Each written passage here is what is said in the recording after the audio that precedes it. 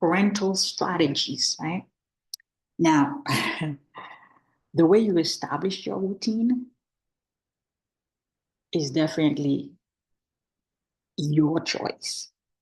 You have your own strategies. That's why it's important for parents to communicate with one another because they share ideas, they share strategies. Like, how do you do that? Because my child respond to this a certain way, and but your child respond to this another way.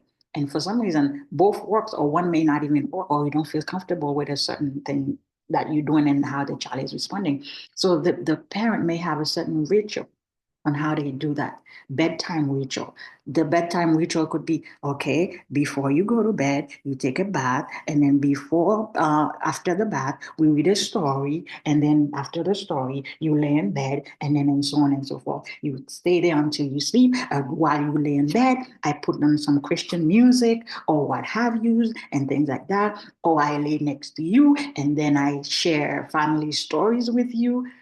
Listen, parental strategies. You have your own way that works for you. You do your thing, right? You just do your thing, right? And then the idea is you maintain consistency in how you do it. You keep that routine, right? For instance, also in consistencies, you use the similar language that you use. For instance, right?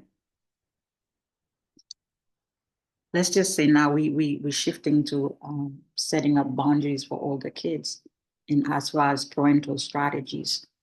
Depending on what you establishing for the child, the way you do it matters. For example, if you are laying out rules and boundaries, the way you express it makes a difference. Is also a strategy, right? For instance, you cannot be telling a child, okay, you don't do this, and then you coochie coochie coo. It's not going to work. They're not going to take you seriously. So in setting rules and boundaries, your tone of voice cannot be the same way as when you coochie with the child or when you're playing or when whatever. Right. So these are all strategy, knowing how to change tones of voice or attitude or sternness or whatever if that word exists. I think it exists, but I'm not sure. So that's also a parental strategy. How do you, but it's like, what tone of voice did you use that made her accept this boundary to follow this rule or whatever? It makes a difference, your tone of voice. Who would have thought, right? Your tone of voice makes a difference. So using similar language or action when setting boundaries is also a strategy that parent can use. Okay.